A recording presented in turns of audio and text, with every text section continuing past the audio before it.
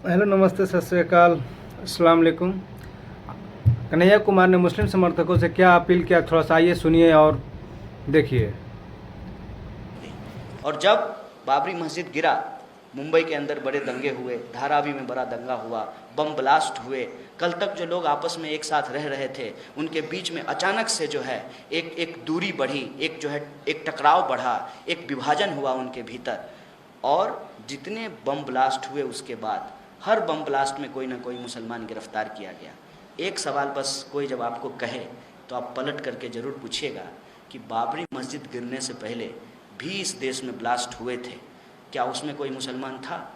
आज़ाद देश में किसी हिंदू के द्वारा किसी हिंदू की हत्या की गई थी। नाथूराम गोडसे ने महात्मा गांधी को मारा था। जय श्री राम बोलने वाले ने हे राम बोलने वाले की हत्या की थी, वो तो कोई मुसलमान नहीं था। उसके बाद मुझे बताइए, जो खालिस्तान की मांग हुई, आज कहते हैं आप मुसलमानों को कि आप पाकिस्तान चले जाइए। अगर उनको पाकिस्तान जाना होता तो 1947 में ही पाकिस्तान चले जाते।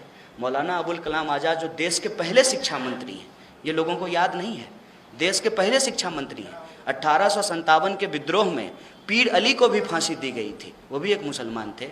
और राम प्रसाद बिस्मिल, एक ब्राह्मण के साथ एक मुसलमान अशफाकुल्ला खां भी शहीद हुआ था, ये बात लोगों को याद नहीं है। देश के पहले शिक्षा मंत्री मौलाना अबुल कलाम आज़ाद ने जामा मस्जिद की सीढ़ी से तकरीर किया और कहा कि ये मुल्क हम सबका है, किसी के कहने पे हम कहीं नहीं चले जाएंगे।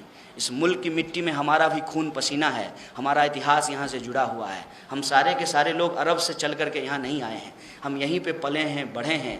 और उस धर्म की जो खासियत थी और जो पुराने धर्म थे जिसमें छुआछूत था, उसकी वजह से लोगों ने छोड़ करके इस धर्म को अपनाया है, क्योंकि ये पीस की बात करता है, बराबरी की बात करता है।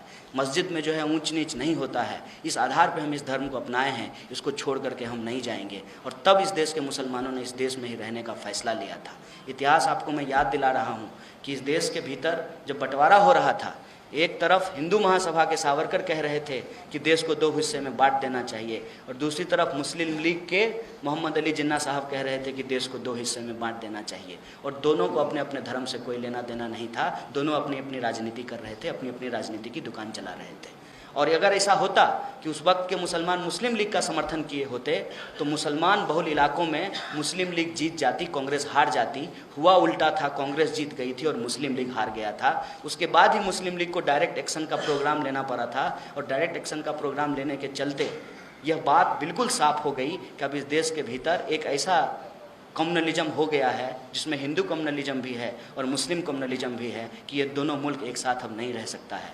नतीजा ये हुआ कि हिंदुस्तान पाकिस्तान का बंटवारा हुआ। वैसी ही ताकतें आज फिर से सत्ता पे काबिज हो गई हैं, फिर से हिंदुस्तान पाकिस्तान किया जा रहा है, फिर से हिंदू मुसलमान किया जा रहा है, ताकि इस देश को एक बार फिर से बांटा जा सके। मैं आपको सिर्फ और सिर्फ ये बात याद दिला करके कि आपको डिफेंसिव होने की ज़रूरत नहीं है।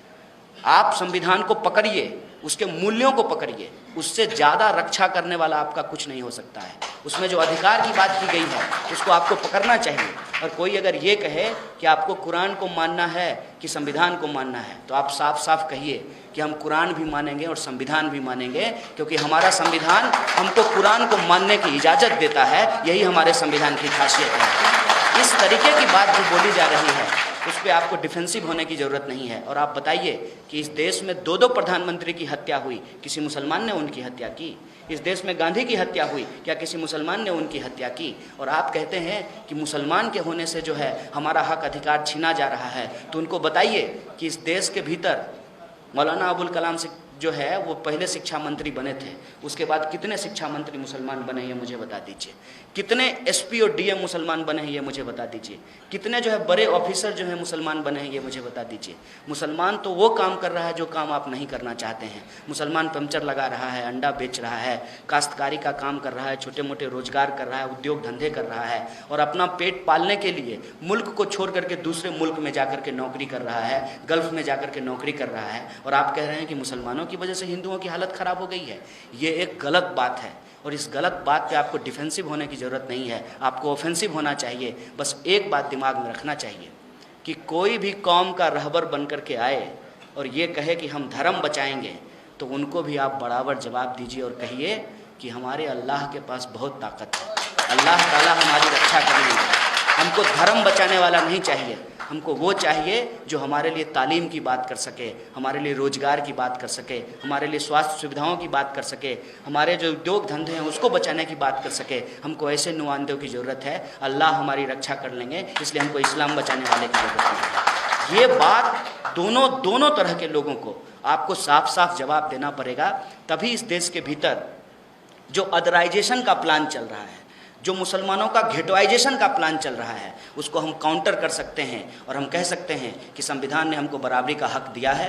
यह मुल्क हमारा भी उतना ही है जितना हिंदुओं का है, और इसके इतिहास में हमने भी कुर्बानियाँ दी हैं। और आज जब फिर इस देश के ऊपर हमला हुआ है तो कंधे से कंधे मिला करके हम खुद को भी बचाएंगे और अपने जो है कौम को बचाते हुए इस देश को भी बचाएंगे। ये हमारी बुनियादी जिम्मेदारी। इसलिए गया क्योंकि मेरा ये मानना है कि हर किसी को इस मुल्क में अपनी आवाज़ उठाने की अधिकार संविधान के द्वारा प्रदान किया गया है। वरना मैं भी चाहता तो बहुत आसानी से पुलिस का गवाह बन करके अमित शाह से 5-10 करोड़ रुपया लेकर के मेहुल चौकसी की तरह विदेश भाग जाता है। और हमले की जहाँ तक आपको मैं बात बता दूँ कि हमला किसी एक इंसान पे नहीं हो रहा है, हमला उस सोच पे हो रहा है जो डेमोक्रेटिक है, जो जमहूरियत में विश्वास करता है। हमला वो सारे लोग जो न्याय पसंद हैं उनके ऊपर हमला हो रहा है। अभी हमने आपको 4 नाम गिनाए, आपने ध्यान से सुना नहीं। हमने आपको नाम गिनाया गौरी लंकेश का, मुसलमान हैं। हमने आपको अभी नाम गिलाया पानसारे साहब का, दाभोलकर साहब का, कुलबुर्गी साहब का। मसला हिंदू मुसलमान का नहीं है, इस चक्कर में मत पड़िए।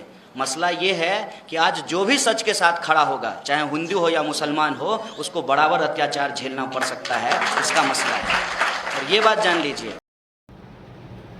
कन्हैया कुमार को कैसे जिताना है ये तो आप लोग ने समझ ही लिया होगा। दिल्ली अब की बार 400 पार नहीं बल्कि कन्हैया कुमार को 4 लाख पार कराना है।